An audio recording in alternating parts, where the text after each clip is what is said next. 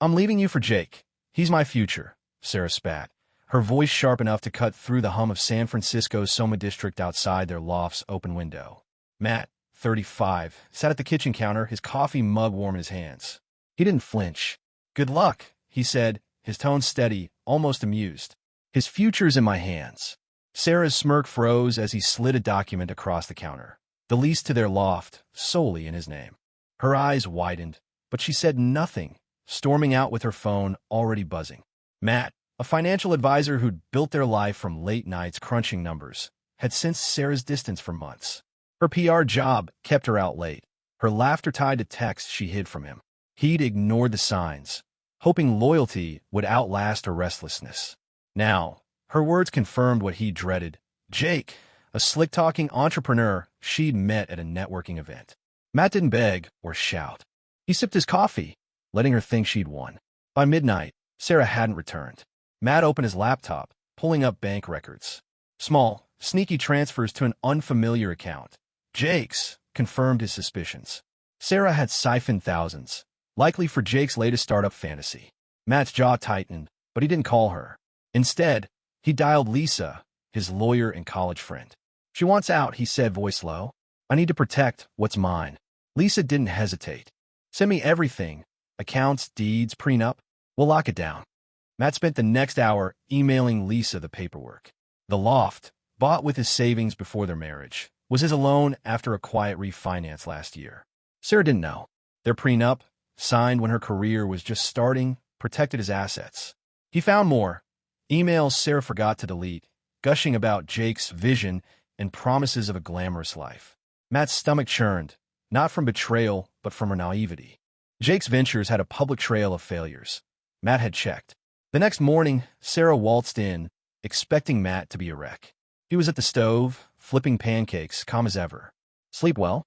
He asked, not looking up. She faltered, clutching her purse. I was at a friend's, she lied. Matt plated the pancakes, sliding one toward her. Jake's couch must be comfy, he said, his eyes locking onto hers. She froze, fork mid-air, then recovered with a scoff. You're paranoid. Matt shrugged, biting into his breakfast. Am I? Sarah tried steering the conversation. We need to talk about the loft. I'm staying until we settle this. Matt leaned back, wiping his hands. Settle what? It's my name on the lease. Her confidence cracked, just for a second. That's not fair, she snapped. Matt stood, tossing his napkin. Fair's what you make it, Sarah. You chose this. He left for work, leaving her staring at the empty plate. At his office, Matt met Lisa over lunch. She spread out documents, pointing to highlighted lines. The prenup's ironclad. She gets nothing unless you agree. The transfers to Jake? We can use those. Matt nodded, his mind racing. Sarah thought she could walk away with half his life, but he'd outmaneuvered her before she'd even started. File for divorce, he told Lisa. Make it quick. She grinned. She won't know what hit her. Back home, Sarah was pacing, her phone glued to her ear. Matt caught Jake's name before she hung up, flustered. Work stuff, she muttered, avoiding his gaze. Matt didn't push. He sat on the couch, opening a beer. Hope Jake's got a plan for you, he said casually. Sarah's face paled, but she stormed to the bedroom, slamming the door. Matt smiled faintly. She was unraveling, and he hadn't even made his real move yet.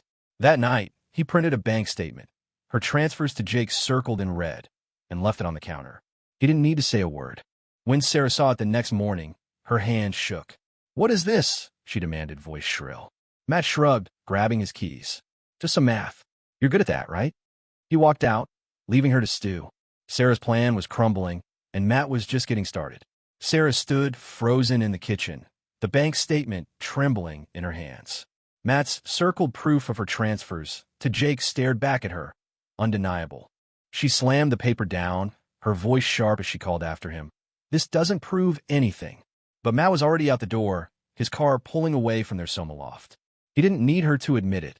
Her panic was confirmation enough. At his office, he opened his laptop, diving into Jake's digital footprint. A quick search revealed a string of failed ventures. A food truck bust, a crowdfunding scam, even a repossessed car. Jake was a leech, and Sarah was his latest mark. Matt's phone buzzed. A text from Lisa, his lawyer. Divorce papers drafted. Prenup holds. Want to push on those transfers? Matt typed back, yes. show she's been funding him. He wasn't playing for sympathy. He wanted leverage. Sarah thought she could outsmart him, but he'd spent years analyzing risks for clients. Now she was the risk. He called a contact at the bank, requesting a freeze on their joint account. Suspected fraud, he said, citing the transfers. The account locked within hours. Back at the loft, Sarah was on the phone, her voice low but frantic. Jake, I need that money back. He knows. Matt, slipping in quietly, caught the tail end before she hung up, startled. Eavesdropping now, she snapped, clutching her phone. Matt leaned against the counter, unfazed, just wondering how Jake's big plan is going. Her silence was heavy, her fingers tapping nervously. It's not your business, she muttered, but her bravado was thinning. The next day, Matt upped the pressure. He met with Lisa at a crowded Mission District diner, handing over screenshots of Sarah's emails to Jake, promising him seed money for a tech startup. Lisa scanned them, nodding. This shows intent. She's been planning this for months. Matt leaned forward. Can we use it to block her from the loft? Lisa smirked. Already on it. I'm filing for exclusive occupancy. It's yours legally. Matt exhaled, a weight lifting. Sarah's days in his space were numbered. At home, Sarah tried a new tactic. She waited for Matt, sitting on the couch with a forced smile. Can we talk, Matt? Maybe we rushed into this divorce thing. Her voice was soft, calculated. Matt didn't bite. You rushed into Jake, he said, grabbing a water from the fridge. Talk to him. Her smile vanished, replaced by a flash of desperation. I'm still your wife, she insisted. Matt turned, his gaze cold. Not for long. Sign the papers, Sarah. He left her there, stewing in her failed charm. By evening, Matt got a call from his bank contact. The joint account freeze had triggered an alert. Sarah tried to withdraw the remaining balance. Denied, the contact said. Matt grinned.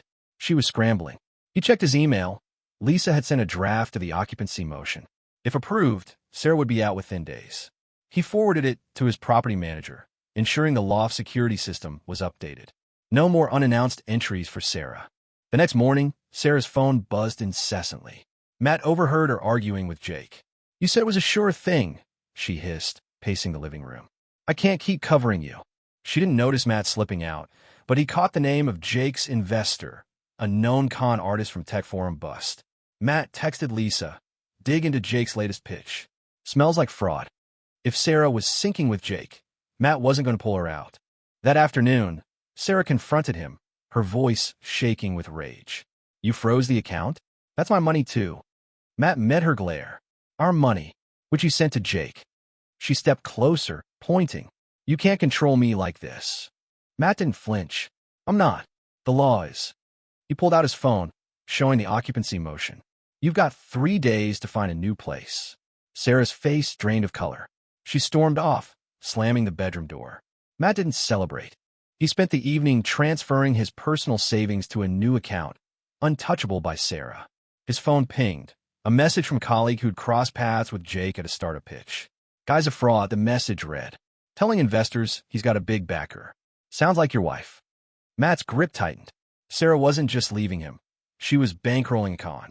He forwarded the message to Lisa, adding, nail them both. As night fell, Sarah emerged, her bags half-packed. This isn't over, she muttered, avoiding his eyes. Matt didn't respond. He was already planning his next move, ensuring every legal step was airtight. Sarah's confidence was crumbling, and Jake's promises were about to collapse. Matt, meanwhile, was just getting started, his life waiting to be reclaimed. Sarah's bag sat by the door, a silent admission of defeat, but her eyes still burned with defiance. Matt ignored her, scrolling through an email from Lisa on his phone. Occupancy motion approved. She's out tomorrow. He pocketed the device as Sarah stormed into the kitchen, slamming a drawer. You think you've won? She hissed, her voice raw.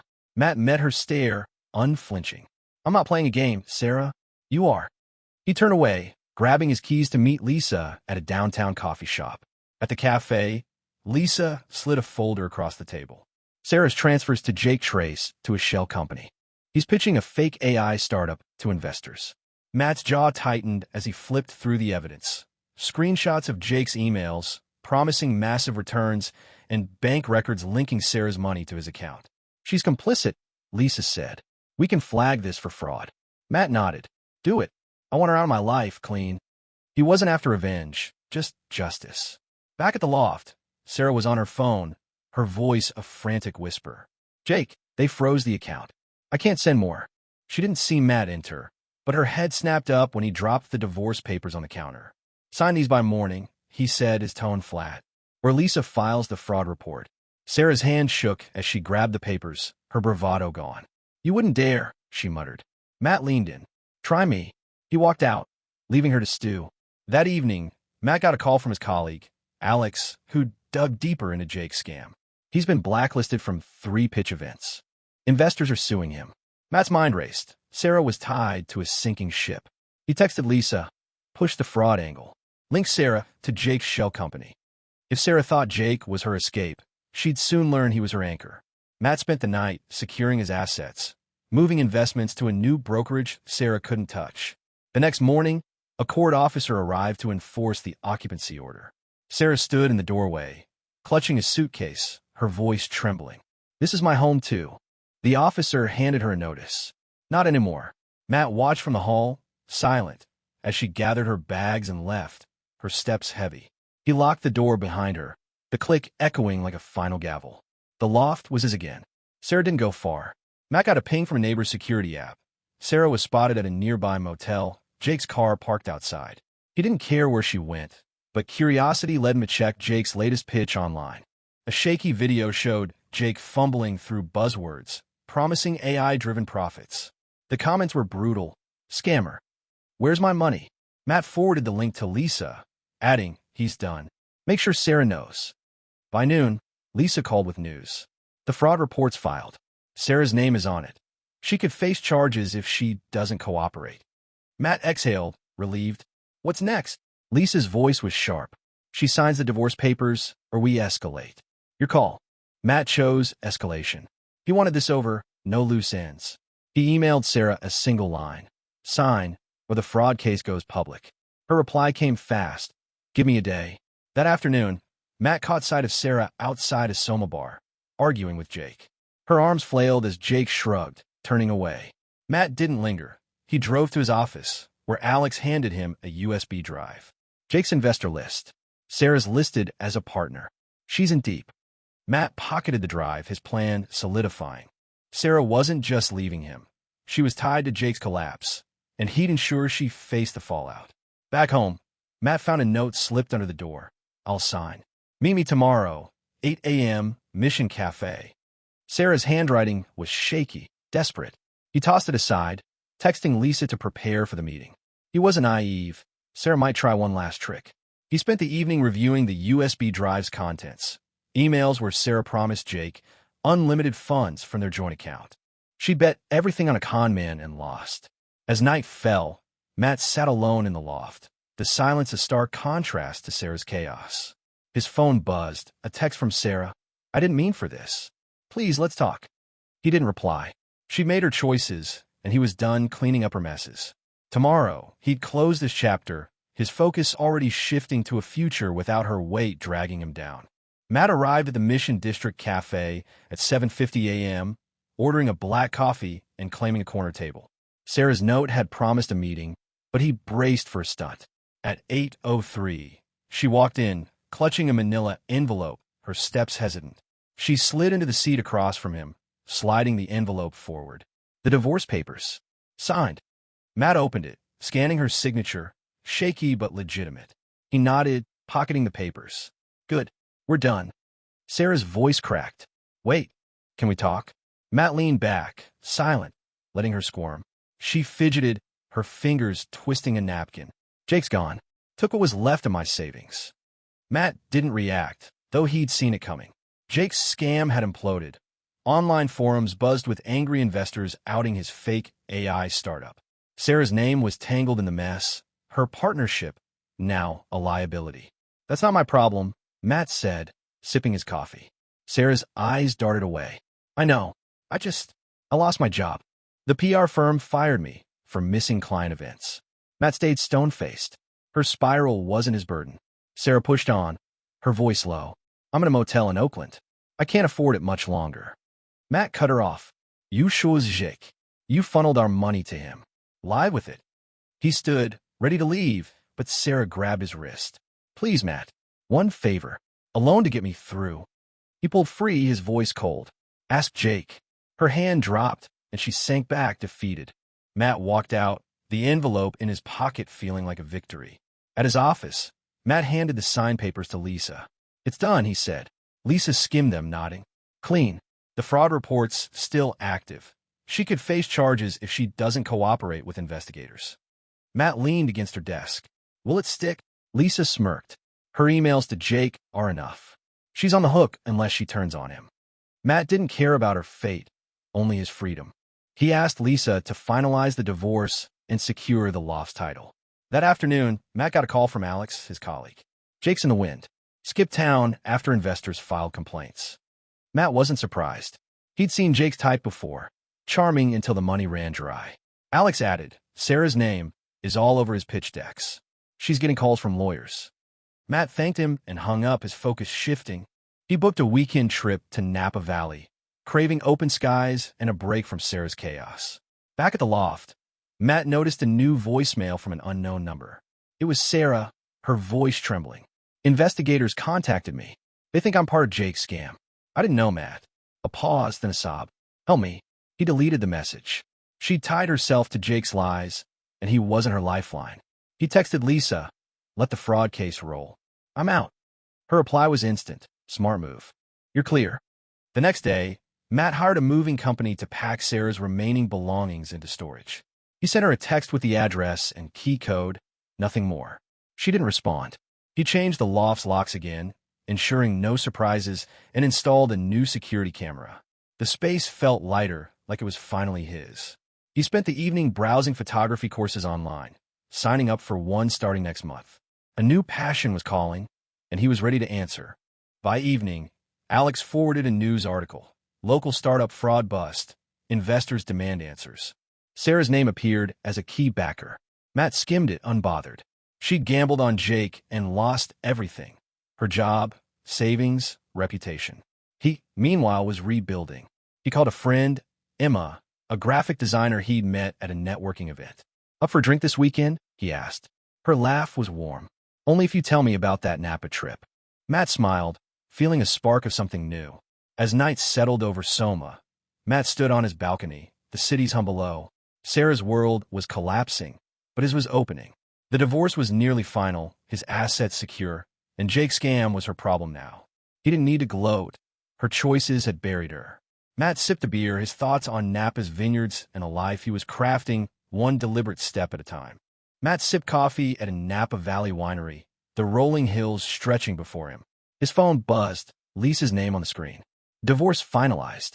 You're free. Matt exhaled, the weight of Sarah's betrayal lifting like fog burning off under the sun. He thanked Lisa, hung up, and booked a photography workshop in Santa Cruz for the next month. The trip was his first step into a life unburdened by Sarah's choices. He wasn't running. He was building.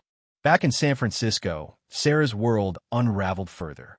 A text from Alex pinged Matt's phone. Saw Sarah at a dive bar in Oakland. She's working there now. Matt didn't reply. He'd heard enough. Her name tied to Jake's fraud case had cost her reputation and stability. Investigators had reached out to her, demanding answers about her role in Jake's scam. She'd emailed Matt once, pleading for character reference. He'd ignored it, forwarding the message to Lisa with a note. Handle this. Lisa met Matt at his Soma loft the next day, handing him a court document. Sarah tried, contesting the prenup. Her lawyer backed off when we showed the fraud evidence. Matt nodded, scanning the paper, his assets, the loft, all secure. She's got nothing left to fight with, Lisa added. She's facing civil suits from Jake's investors. Matt set the document down. Her mess, not mine. He was done carrying her consequences. That evening, Sarah called from new number. Matt hesitated, but answered, curious. I'm sorry, she said, her voice brittle. I thought Jake was my way out. I was wrong. Matt stayed silent, letting her words hang. I'm in a shared apartment now. Barely scraping by, she continued. I just wanted you to know I get it. I ruined everything. Matt's response was curt. You did. Goodbye, Sarah. He hung up, blocking the number. The next morning, Matt drove to the Mission District for a meeting with Emma, the graphic designer. Over tacos, she pitched a joint project, a photo exhibit blending her designs with his shots from Napa. You've got an eye, she said, scrolling through his vineyard photos. Matt grinned, the collaboration sparking excitement he hadn't felt in years. They set a date to scout galleries, their conversation easy, free of the tension Sarah always carried. Back at the loft, Matt sorted through old files, deleting traces of Sarah's digital footprint, shared cloud folders, old emails. He found a photo from their wedding, her smile, now a stranger's. He trashed it without a second thought. His phone buzzed. A news alert about Jake's arrest for wire fraud. Sarah's name appeared as a witness, not a defendant, but her involvement was public. Matt closed the article. Her story was no longer his. He spent the weekend in Santa Cruz, camera in hand, capturing waves crashing against cliffs. The photography workshop pushed him to experiment, his instructor praising his knack for light and shadow. Classmates invited him for drinks, and he joined them, laughing over shared stories of chasing new dreams. One, a chef named Mia, swapped numbers with him, her wit matching his. Matt felt his world expanding, each connection a brick in his new foundation. A week later, Lisa called with a final update. Sarah settled with the investors, gave up her savings to avoid a lawsuit. She's out of moves. Matt thanked her, the news a footnote. He was already planning his exhibit with Emma, their project gaining traction with a local gallery. He texted Mia, setting a coffee date. His days were filling with purpose, work, art, people who valued him. One evening, while editing photos, Matt got a text from an unknown number. "It's Sarah. I'm leaving SF. I know I don't deserve your forgiveness." He didn't respond. She'd chosen her path, and he'd chosen his. He stepped onto his balcony, the city lights sprawling below. The loft, once a battleground, was now his sanctuary. He'd reclaimed it, just as he'd reclaimed his life. Matt's exhibit opened a month later, Emma's designs weaving seamlessly with his photos. Mia was there, her smile warm as they toasted the turnout. Sarah's name never came up. Her betrayal had been a storm, but Matt had weathered it, emerging stronger. She'd lost her gamble on Jake, her career, her pride. Matt, meanwhile, had gained freedom, a life shaped by his choices, not her mistakes.